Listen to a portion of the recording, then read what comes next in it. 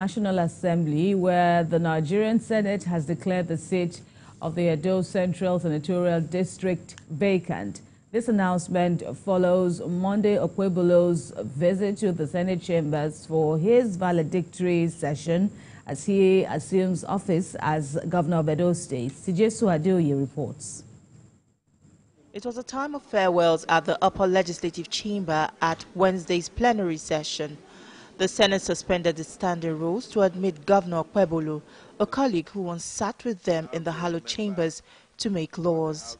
It was a time to say their goodbyes as Senator Monday Okpebholo switches from the legislative arm of government to become the head of the executive arm in Edo State. It was an emotional time for the lawmakers as they recount his several acts of service, even in his short stay as a member of the 10th Senate.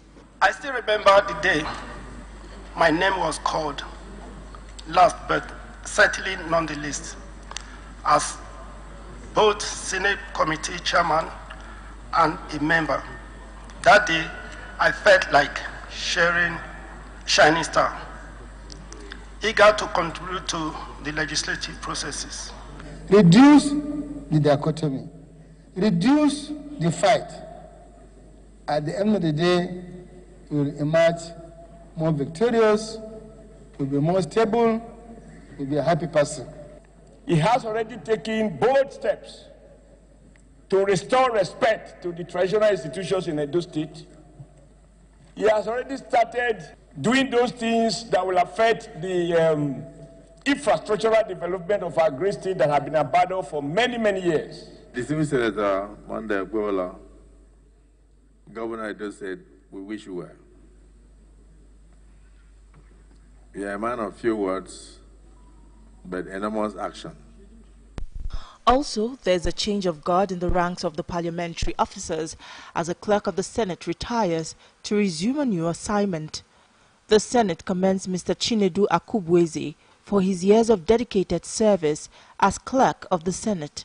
But it seems his service in the Senate is not yet over, as he was appointed as the new chief of staff to the president of the Senate. It's not an accident of history that today he's standing before our dear colleagues and before the country in this hallowed chamber to be honored as an outgoing clerk of this Senate.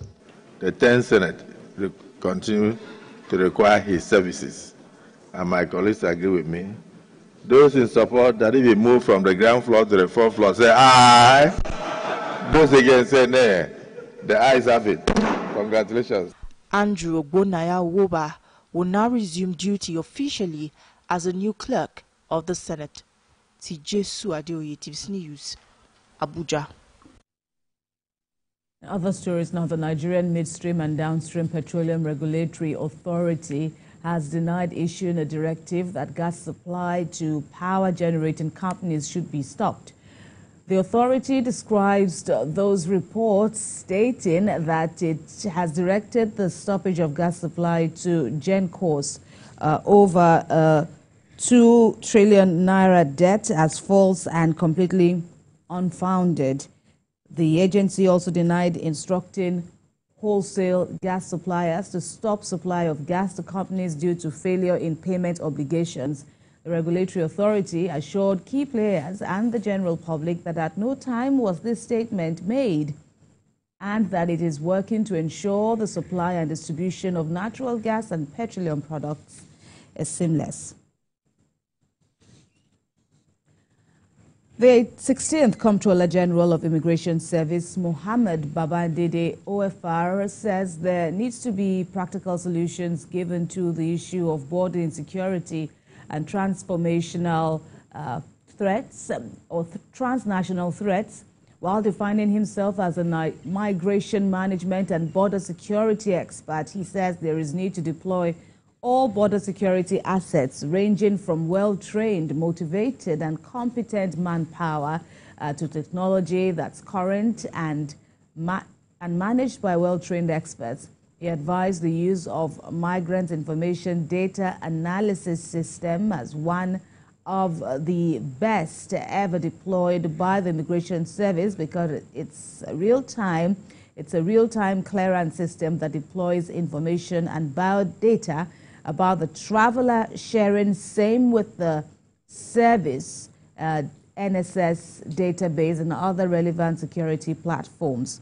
He added that the border agencies must step up professional engagement and make public safety a priority, while recognizing the need for carrying out of national threat assessment with data available from border security agencies on transnational crimes and threats.